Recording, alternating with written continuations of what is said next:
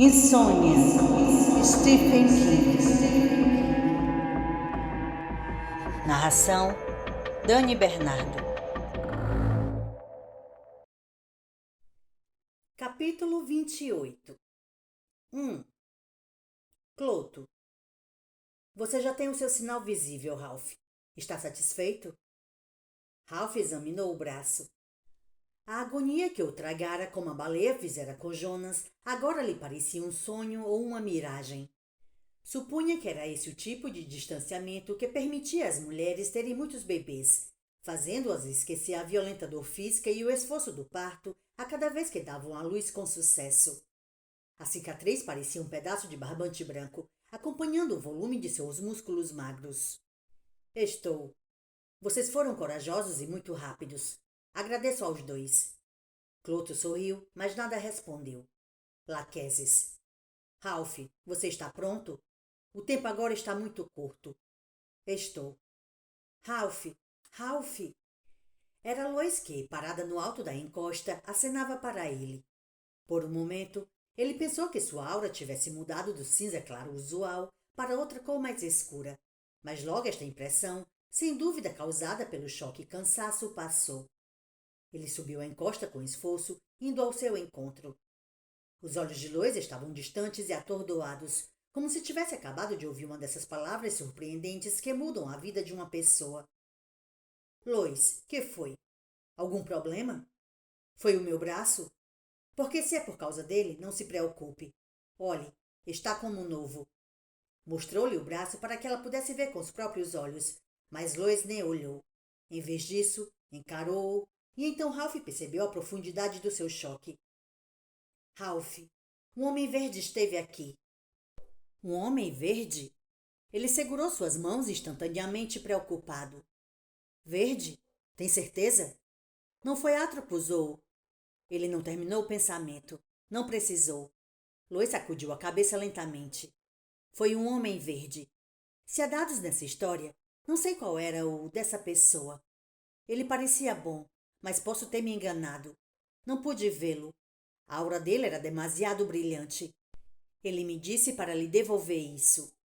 Ela estendeu a mão para Ralph, deixando cair 2 objetos pequenos e brilhantes na palma da mão dele. Seus brincos. Ele notou um pontinho vermelho escuro em um deles e supôs que fosse o sangue de Atropos. Começou a fechar a mão e fez uma careta ao sentir uma alfinetadinha de dor. Você esqueceu as tarraxas, Lois. Ela respondeu num tom lento e refletido de uma mulher que sonha. Não, não esqueci. Joguei-as fora. O homem verde me ordenou. Cuidado. Ele parecia caloroso, mas realmente não sei, não é? O Sr. Chase sempre me dizia que eu era a mulher mais crédula do mundo, sempre pronta a acreditar no que alguém tem de melhor. Isso com qualquer um. Ela estendeu as mãos vagarosamente e segurou os pulsos de Ralph, fitando-o ansiosa todo o tempo. Não sei. O ato de verbalizar um pensamento pareceu despertá-la, e Lois ficou piscando para ele. Ralph supôs que era possível, mas muito difícil, que ela tivesse dormido e sonhado com tal homem verde. Mas talvez fosse mais sensato simplesmente aceitar os brincos. Talvez não significassem nada, mas, por outro lado, levar os brincos de Lois no bolso não poderia fazer mal.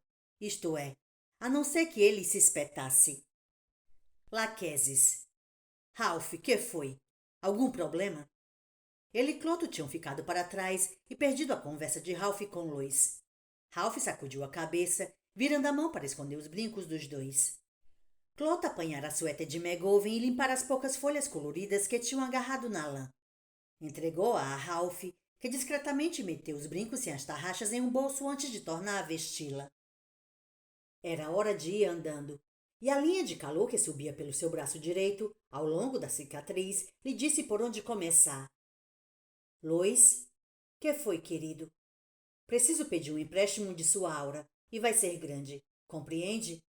Compreendo. Você não se importa? Claro que não. Não tenha medo. Não vai demorar nada. Ele passou os braços pelos seus ombros e cruzou as mãos em sua nuca. Ela copiou o gesto, e se inclinaram lentamente até suas testas se tocarem e seus lábios chegarem a menos de 3 dedos. Ele sentiu o perfume que ainda restara exalando talvez da pequena e doce depressão atrás de suas orelhas. Pronta, querida. Ele achou que recebeu em troca ao mesmo tempo estranho e reconfortante. Pronta, Ralph. Me veja. Venha para a luz. Venha para a luz e receba a luz.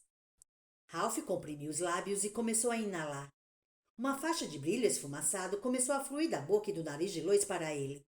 Sua aura começou a clarear instantaneamente e não parou até se transformar numa coroa ofuscante ao seu redor. Ainda assim, ele continuava a inalar, inspirando de uma forma que transcendia a respiração. Sentindo a cicatriz no seu braço esquentar cada vez mais, até parecer um filamento elétrico enterrado em sua carne. Ele não teria conseguido parar nem se quisesse, e não queria. Lois oscilou. Ele viu seus olhos perderem o foco e sentiu suas mãos afrouxarem por um momento na nuca dele. Então seus olhos, grandes e brilhantes, repletos de confiança, voltaram a fixar os seus, e suas mãos se firmaram novamente. Enfim, quando aquele influxo colossal de ar atingiu o auge, Ralph percebeu que a aura de Lois empalidecera tanto que mal conseguia discerni-la. Seu rosto estava cor de leite, e o cinza voltara a pintar seus cabelos de tal forma que quase não havia mais fios pretos. Ele tinha que parar. Precisava parar, ou ia matá-la. Ralph conseguiu descruzar as mãos, parecendo interromper algum tipo de circuito. Pôde então se afastar dela. Lois cambaleou e teria caído, se Clote Lachesis, lembrando um pouco os liliputianos das viagens de Gulliver, não a tivessem amparado pelos braços e assentado cuidadosamente no banco. Ralph ajoelhou-se diante dela. Estava fora de si de medo e culpa e, ao mesmo tempo, sentia-se inundado por uma sensação de força tão grande que parecia que, se alguém esbarrasse nele, poderia fazê-lo explodir, como uma garrafa cheia de nitroglicerina. Agora sentia-se capaz de derrubar um prédio com aquele golpe de karatê, talvez com uma série de golpes. Porém, machucara Lois, talvez seriamente. Lois? Lois, você está me ouvindo? Me desculpe. Ela ergueu os olhos para Ralph ainda tonta. Uma mulher que passara violentamente dos 40 para os 60 em questão de segundos. E dali para os 70, como um foguete ultrapassando o alvo programado. Ela tentou sorrir, mas não teve muito sucesso. Lois, sinto muito. Não sabia. E depois que comecei, não consegui parar. Lachesis. Se você pretende ter ao menos uma chance, Ralph, você precisa ir agora. Ele está quase chegando. Lois concordava com a cabeça. Vá, Ralph. Estou apenas fraca, só isso. Não se preocupe. Vou ficar sentada aqui até recobrar minhas forças. Seu olhar voltou-se para a esquerda e Ralph acompanhou-o. Viu o bêbado que tinha assustado mais cedo. Voltara para inspecionar os latões de lixo no alto do morro, à procura de latas e garrafas retornáveis e, embora sua aura não parecesse tão saudável quanto a do sujeito que tinham encontrado nos pátios da velha ferrovia naquela tarde, Ralph calculou que serviria numa emergência, que definitivamente era a condição de Lois. Clouto. Vamos fazer ele vir para cá, Ralph. Não temos muito poder sobre os aspectos físicos do mundo dos vidas curtas, mas acho que podemos dar um jeito pelo menos nisso. Você tem certeza? Tenho. Então, ótimo. Ralph correu os olhos de relance pelos dois homenzinhos, reparou em sua expressão ansiosa e assustada e concordou. Curvou-se e beijou a face fria e enrugada de Lois. Seu sorriso foi de uma vovó velha e cansada. Fui eu quem fiz isso com ela, pensou. Então é melhor garantir que não tenha feito isso à toa. Ouviu a voz de Caroline responder causticamente. Ralph deu aos três. Clote e Lachesis agora flanqueavam Lois protetoramente no banco, um olhar final, e recomeçou a descer a encosta. Quando chegou aos banheiros, parou entre os dois um instante e encostou a cabeça no que estava marcado mulheres. Não ouviu nada. Quando inclinou a cabeça para a parede de plástico azul dos homens, porém, ouviu uma vozinha monótona que cantava. Quem acredita que meus sonhos são mais desvairados e meus planos mais loucos podem se realizar? Você, boneca. Só você e mais ninguém. Desde a hora em que adormeço, até o dia amanhecer. Sonho com você, boneca. Com você e mais ninguém. Onde é que ele está? Ralph se perguntou. E diabos, Como é que eu vou chegar até ele? Inesperadamente, senti um calor contra o quadril. Era como se alguém tivesse escorregado um carvão quente em seu bolsinho do relógio. Ele começou a franzir a testa e lembrou-se do que havia ali. Enfiou o dedo no bolsinho, apalpou a aliança de ouro e fisgou-a. Depositou-a na palma da mão, no ponto em que a linha do amor e da vida se bifurcavam, e tocou-a desajeitado. Esfriara outra vez. Ralph descobriu que isso não o surpreendia. HDED 5887. Um anel para dominá-los. Um anel para acorrentá-los. Ralph murmurou, enfiando a aliança de casamento de Ed no dedo anular de sua mão esquerda. Coube perfeitamente. Empurrou-a até tilintar levemente contra a aliança de casamento que Caroline pusera em seu dedo há 45 anos. Então ergueu os olhos e viu que a parede dos fundos do banheiro desaparecera. 2. O que ele viu, emoldurado pelas paredes que sobraram, foi apenas um céu crepuscular e uma faixa campestre do Maine, dissolvendo-se contra um fundo de névoa cinza azulada. Calculou que observava de uma altura de uns 3,5 km. Viu os lagos e poços cintilantes e vastas extensões de matas verde escuras que chegavam até o banco do banheiro e depois desapareciam. Lá longe, na direção do teto do cubículo, Ralph viu um aglomerado de luzes brilhantes. Provavelmente era Derry, agora a menos de 10 minutos de distância. No quadrante inferior esquerdo do seu campo de visão, Ralph identificou parte de um painel de instrumentos.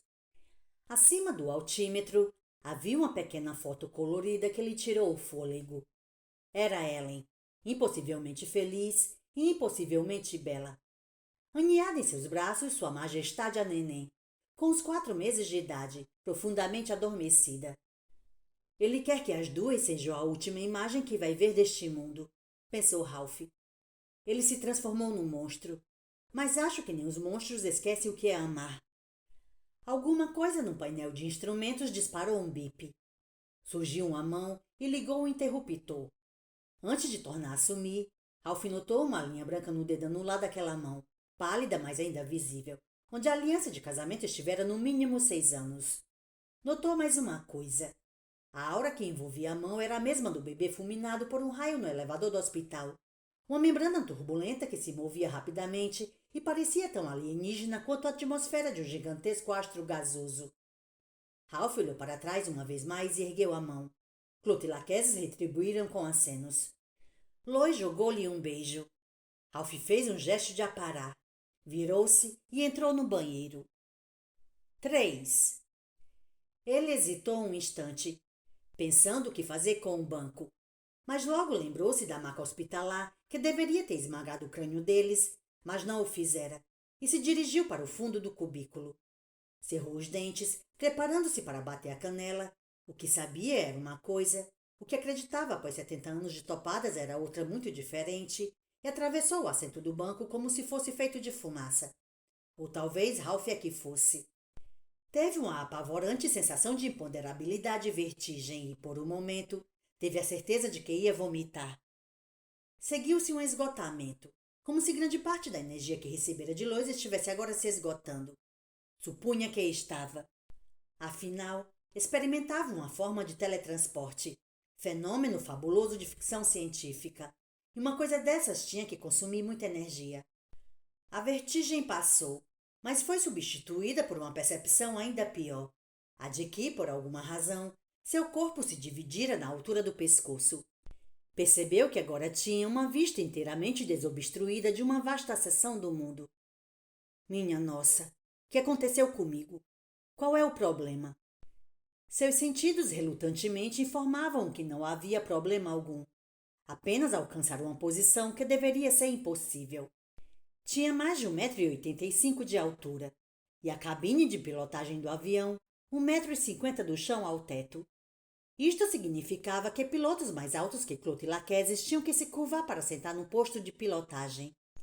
Ralph, porém, entrara no avião não somente durante o voo, mas em pé, e continuava em pé, ligeiramente atrás e entre os 2 assentos de pilotagem. O motivo por que tinha uma visão desobstruída era ao mesmo tempo simples e terrível. Sua cabeça projetava-se para fora do teto do avião. Ralph teve uma imagem de pesadelo de seu velho cachorro Rex, que gostava de viajar com a cabeça para fora da janela do carro, com o vento soprando para trás os pelos de suas orelhas. Fechou os olhos. E se eu cair? Se posso enfiar a cabeça por dentro da merda do teto, o que é que me impede de escorregar pelo piso abaixo e cair até o solo? Ou quem sabe atravessar o solo e até mesmo o globo terrestre. Mas isto não estava acontecendo, nem iria acontecer, não naquele nível. Só precisava se lembrar da facilidade com que tinham atravessado os andares do hospital e a tranquilidade com que ficaram parados no telhado. Se mantivesse essas experiências em mente, ficaria bem. Ralph tentou se concentrar nessa ideia. Quando sentiu que conseguiria se controlar, reabriu os olhos. Abaixo dele, o para-brisa do avião curvava-se para fora. Mais abaixo, o nariz terminava no borrão de mercúrio produzido pela hélice. O aglomerado de luzes que observara da porta dos banheiros estava mais próximo agora. Ralph dobrou os joelhos e sua cabeça atravessou suavemente o teto da cabine. Por um instante, sentiu um gosto de óleo na boca e os pelinhos de seu nariz pareceram se eriçar como que eletrificados. Em seguida, pôde se ajoelhar entre as poltronas do piloto e do copiloto. Ele não sabia o que esperava sentir ao rever Ed depois de tanto tempo. E em circunstâncias tão extravagantemente estranhas, mais a pontada de mágoa, não apenas de pena, mas de mágoa, que lhe sobreveio foi uma surpresa. Como naquele dia do verão de 92, quando Ed colidira com a picape da firma de jardinagem, ele estava usando uma camiseta velha, ao invés de uma camisa social. Perdera muito peso. Ralph calculava quase uns 20 quilos, o que produzira um efeito extraordinário, pois não o deixara abatido, mas quase heróico, à maneira gótico-romântica. Ralph não pôde deixar de se lembrar do poema que Caroline mais gostava, O Salteador de Estradas, de Alfred Noyes. A pele de Ed estava cor de papel. Seus olhos verdes, ao mesmo tempo escuros e claros, como esmeraldas ao luar, pensou Ralph, por trás dos pequenos óculos redondos a John Lennon. Os lábios tão vermelhos que pareciam ter batom. Amarrara o cachecol branco de seda com caracteres japoneses em torno da testa, de modo que a franja nas pontas caía pelas suas costas. Em meio às espirais relampejantes da aura, o rosto inteligente e expressivo de Ed estampava um terrível arrependimento e uma determinação inabalável. Estava belo, belo, e Ralph foi tomado por uma sensação de déjà vu. Agora ele sabia o que vislumbrava no dia em que procurara apartar Ed e o homem da firma de jardinagem. Via o mesmo agora.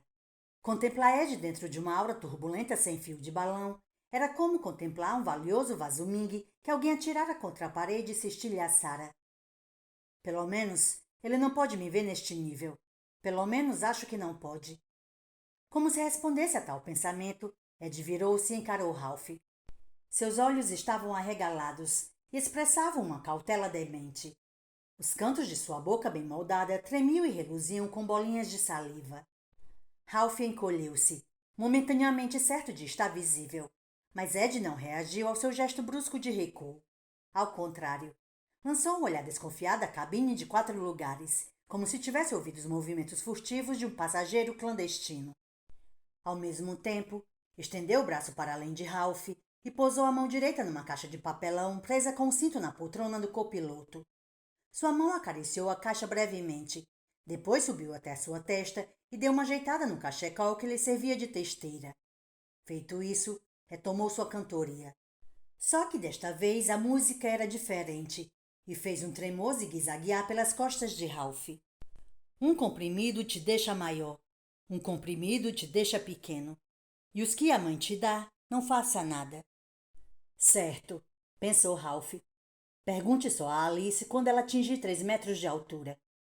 O coração disparara em seu peito. O fato de Ed ter se virado assim inesperadamente o apavorara de um modo que se ver voando a 10.000 pés de altitude com a cabeça para fora do avião não conseguira. Ed não o vira. Ralph tinha quase certeza disso. Mas quem dissera que os sentidos dos doidos eram mais aguçados do que os dos sãos devia saber o que dizia, porque Ed certamente sentira que havia alguma coisa diferente. O rádio deu sinal de vida, fazendo os 2 homens pularem. Mensagem para Cherokee sobrevoando Salt Haven. Você está se aproximando do espaço aéreo de Derry numa altitude que exige um plano de voo aprovado. Repetimos, Você vai entrar no espaço aéreo controlado sobre uma área municipal. Suba imediatamente para 16 mil pés, Cherokee. Aproe para 170. 170. Nesse meio tempo, por favor, se identifique e declare. Ed fechou o punho e começou a socar o rádio. Voaram cacos de vidro. Logo começou a voar sangue também. Respingou no painel de instrumentos, na foto de Ellie e Natalie e na camiseta cinzenta e limpa de Ed. Ele não parou de socar até que a voz no rádio começou a sumir em meio a um ruído crescente de estática e em seguida emudeceu de vez. Muito bem, exclamou Ed num tom baixo e suspirante de um homem que fala muito sozinho. Agora está muito melhor. Detesto todas essas perguntas. Só ser. Reparou na mão que sangrava e parou. Ergueu-a no alto, examinou-a mais atentamente e tornou a fechá-la. Havia um estilhaço de vidro espeitado no dedo midinho, pouco abaixo da terceira junta. Ed arrancou com os dentes, cuspiu displicentemente para um lado e fez algo que gelou o coração de Ralph. Passou o lado sangrento do punho primeiro na bochecha esquerda, depois na direita, deixando 2 marcas vermelhas. Levou a mão a uma bolsa plástica na parede da esquerda, tirou um pequeno espelho, usando-o para apreciar a pintura de guerra que improvisara. O efeito pareceu tê-lo agradado, porque sorriu e balançou a cabeça antes de devolver o espelho à bolsa. Não se esqueça do que disse o rato. Ed aconselhou a si mesmo naquele tom baixo e suspirante, e então empurrou o manche. O nariz do Cherokee baixou, e o altímetro começou lentamente a girar ao contrário. Ralph viu Derry bem à sua frente agora. A cidade parecia um punhado de opalas espalhadas sobre veludo azul escuro. Havia um furo no lado da caixa presa à poltrona do copiloto. Dele saíam 2 fios. Levavam uma capinha doméstica presa ao braço da poltrona de Ed. Ralph calculou que assim que ele visse o centro cívico e iniciasse realmente sua arrancada suicida, Ed poria o dedo no botão branco do centro do retângulo de plástico marrom. Pouco antes do avião bater, ele o apertaria. Blim blom. Avon chama. Corte esses fios, Ralph. Corte-os. Uma excelente ideia. Mas havia um pequeno obstáculo.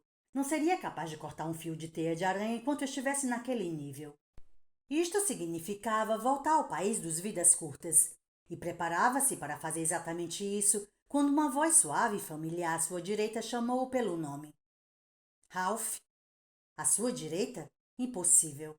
Não havia nada à direita exceto a poltrona do copiloto, a lateral do avião e quilômetros de crepúsculo nos céus da Nova Inglaterra. A cicatriz ao longo de seu braço começou a vibrar como um filamento no aquecedor elétrico. Ralph. Não olhe. Não preste atenção. Não ligue. Mas ele não conseguiu. Uma força enorme com a solidez de um tijolo o pressionou e sua cabeça começou a virar. Ele resistiu, consciente de que o ângulo de descida do avião aumentava o tempo todo, mas não adiantou. Ralph, olhe para mim. Não tenha medo. Ele fez um último esforço para desobedecer à voz, mas sucumbiu. Sua cabeça continuou a girar, e Ralph subitamente se viu diante de sua mãe, que morrera de câncer no pulmão há 25 anos. 4.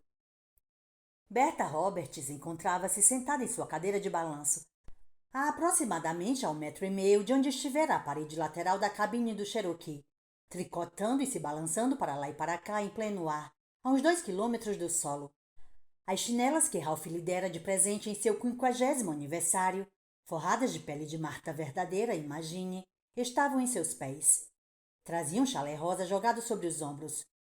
Um velho botão político, vença com Wilkie, prendia as pontas do chalé. Isso mesmo, pensou Ralph. Ela o usava como bijuteria. Era sua afetaçãozinha. Já tinha me esquecido. A única nota discordante, além de que ela estava morta e aparecera se balançando a 6.000 pés de altitude, era a manta vermelho viva em seu colo. Ralph nunca vira a mãe tricotar, nem mesmo tinha certeza de que soubesse fazê-lo, mas, mesmo assim, ela estava tricotando sem parar. As agulhas reluziam e clincavam ao tecer as malhas. Mãe? Mamãe? É você mesma? As agulhas pararam quando ela ergueu os olhos da manta vermelha em seu colo. Era sua mãe. Pelo menos a versão que Ralph se lembrava da adolescência. O rosto magro, a testa alta, os olhos castanhos e um coque de cabelos grisalhos preso na nuca. Era sua boca pequena, que parecia mesquinha e um pouco generosa, isto é, até ela sorrir. Ora, Ralph Roberts, fico surpresa que precise fazer uma pergunta dessas. Mas isso não é realmente uma resposta, é? Pensou Ralph, e abrindo a boca para comentar, mas decidiu que seria mais sensato, pelo menos por hora, se calar. Uma forma leitosa flutuava agora no ar à direita dela. Quando Ralph olhou, ela escureceu e se solidificou no porta-revistas cor de cereja que fizera para a mãe no primeiro ano da escola secundária de Derry. Estava cheia de exemplares das revistas Reader's Digest e Life. E agora o solo lá embaixo começou a se transformar num quadriculado de marrons e vermelho escuros que se espalhavam desde a cadeira de balanço num círculo que se ampliava, como ondas em um laguinho. Ralph reconheceu-o imediatamente. O linóleo da cozinha de sua casa na rua Richmond de Mary Mead, onde crescera. A princípio, viu o solo através do linóleo, a geometria das fazendas e, não muito longe, o rio Kenduskeag correndo por dentro de Derry, mas logo a imagem se solidificou. Uma forma fantasmagórica como uma grande moita de paina de sapo virou o velho gato angorá de sua mãe, Footsy, enroscado no peitoril da janela, espiando as gaivotas que voavam em círculos sobre o antigo vazadouro na tundra. Footsy morrera na época em que Edmart e Jerry Lewis tinham parado de fazer filmes juntos. Aquele velho tinha razão, moleque. Você não tinha que se meter em assuntos dos longas vidas. Preste atenção à sua mãe e fique fora do que não é da sua conta. Escute bem o que digo. Preste atenção à sua mãe. Escute bem o que digo. Aquelas palavras praticamente resumiam a opinião de Berta Roberts sobre a arte e ciência de criar filhos, não era? Fosse uma ordem para esperar uma hora depois de comer para ir nadar, ou ficar de olho no velho ladrão do Butch Bowers para ele não colocar um monte de batatas podres no fundo da cesta que ela mandara Ralph buscar. O prólogo, preste atenção à sua mãe, e o epílogo, escute bem o que eu digo, eram sempre os mesmos. E se você não prestasse atenção, se você não a escutasse, teria que enfrentar a ira da mãe, e que Deus o ajudasse. Ela retomou as agulhas e continuou a tricotar, passando as malhas vermelhas com os dedos que pareciam levemente avermelhados também. Ralph supunha que isso fosse apenas uma ilusão, ou talvez a cor não fosse firme e estivesse manchando os dedos dele. Dedos dele? Que engano mais bobo! Os dedos dela. Só que, bem, havia uns fios de bigode nos cantos da boca de sua mãe, e longos, que coisa feia e estranha. Ralph lembrava-se de um buço fino que sombreava seu lábio superior, mas bigodes? De jeito nenhum. Isso era coisa nova. Nova? Nova? O que é que você está pensando? Ela morreu 2 dias depois do assassinato de Robert Kennedy em Los Angeles. Como é que pode haver alguma coisa nova nela? 2 paredes convergentes tinham desabrochado de cada lado de Berta Roberts, criando o canto da cozinha onde passava tanto tempo. Numa delas havia um quadro que Ralph lembrava muito bem. Mostrava uma família à mesa, papai, mamãe, 2 filhos. Passavam a batata e o milho e pareciam estar falando sobre o dia que tiveram. Nenhum reparava que havia uma quinta pessoa na cozinha. Um homem de vestes brancas, barba loura e cabelos longos. Achava-se parado num canto observando-os. Cristo, o visitante invisível, dizia a plaquinha sobre o quadro.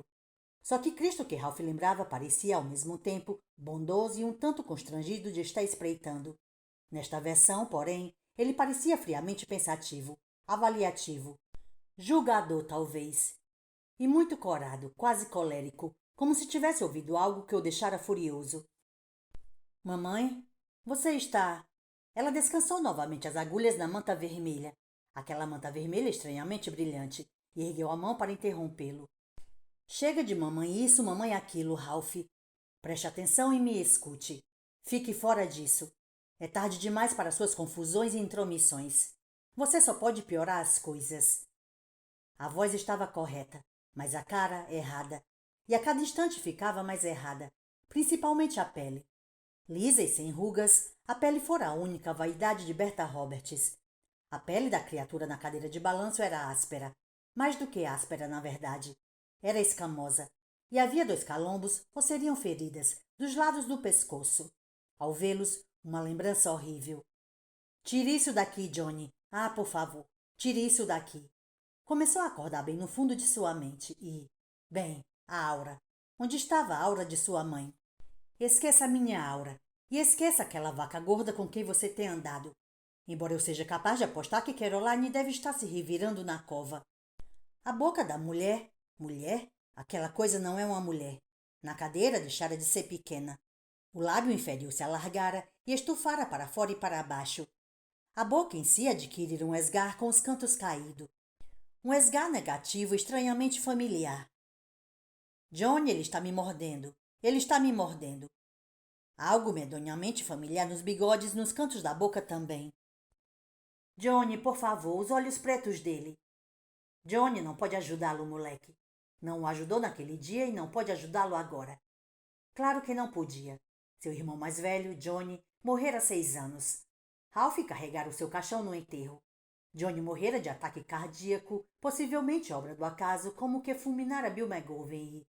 Ralph olhou para a esquerda, mas o lado do piloto da cabine também desaparecera, e com ele Ed depinou. Ralph viu o velho fogão de gás e lenha em que sua mãe cozinhara na casa da rua Richmond, uma tarefa que a desgostava e que toda a vida executara mal, e o arco que levava à sala de jantar. Viu a mesa de jantar em madeira de bordo. Havia uma jarra de vidro no centro. Dentro da jarra, um molho de sinistras rosas vermelhas. Cada flor parecia ter rosto, um rosto ofegante vermelho sangue. Mas isto está errado, pensou. Tudo errado. Ela jamais trazia rosas para casa. Era alérgica à maioria das flores, e a rosas mais ainda. Costumava espirrar como louca quando chegava perto de flores. A única coisa que a vi colocar na mesa de jantar em toda a minha vida foi o que chamava de buquê indiano, e que era simplesmente um molho de capins de outono. Vejo rosas porque... Tornou a olhar para a criatura na cadeira de balanço, para os dedos vermelhos que agora se fundiam em apêndices que tinham quase a aparência de nadadeiras. Contemplou a manta escarlate sobre o colo da criatura, e a cicatriz ao longo de seu braço recomeçou a formigar. Por Deus, o que é que está acontecendo aqui? Mas é claro que ele sabia. Bastava comparar a coisa vermelha na cadeira de balanço com o quadro pendurado na parede, com a estampa do Jesus de rosto vermelho e malévolo observando a família jantar, para confirmar sua intuição. Ralph não se encontrava na antiga casa de Mary Mead, e não se encontrava exatamente no avião que sobrevoava Derry tampouco. Encontrava-se na corte do rei rubro.